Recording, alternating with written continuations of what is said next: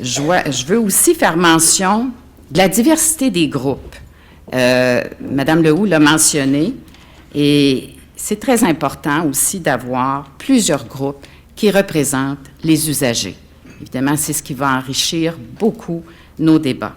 Mais je salue aussi la présence des membres du groupe d'experts sur la question de l'inaptitude et de l'aide médicale à mourir et des commissaires à la Commission sur les soins de fin de vie qui vont d'ailleurs s'adresser à vous aujourd'hui. Alors, avant d'entrer dans le cœur du sujet, qui est l'inaptitude, je veux revenir sur un point important que j'ai abordé en mêlée de presse il y a quelques minutes.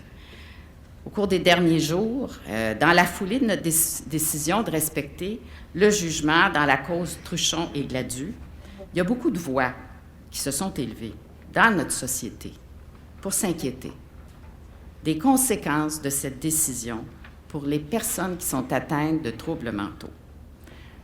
On a entendu ces inquiétudes et on partage les préoccupations des Québécois et des Québécoises pour les personnes les plus vulnérables. Donc, le gouvernement du Québec prend acte de la volonté de la population à l'effet qu'il est nécessaire de faire un débat et une réflexion collective sur les balises entourant l'aide médicale à mourir et la santé mentale. Alors, on va instaurer une période de consultation et de réflexion sur cette question très sensible et complexe. Le gouvernement du Québec souhaite se donner le temps d'aborder cet enjeu et de favoriser une réflexion collective à travers différentes formules de consultation.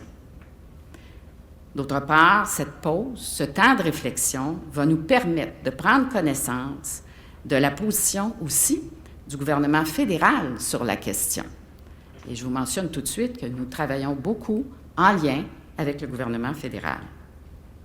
Pour les prochaines étapes, les consultations envisagées vont prendre la forme d'un forum sur l'accès à l'aide médicale à mourir en santé mentale, prévu probablement fin février, début mars.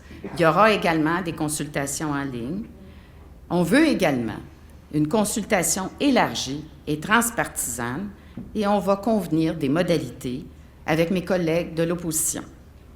J'ai aussi demandé au Collège des médecins et à leurs membres de surseoir aux demandes d'aide médicale à mourir pour les personnes atteintes de troubles mentaux à compter du 12 mars. Donc, nous nous donnons une pause pour les personnes qui ont des troubles mentaux. Toutefois, les personnes qui ont des maladies neurodégénératives et qui correspondent aux autres critères de la loi auront accès à l'aide médicale à mourir à partir du 12 mars.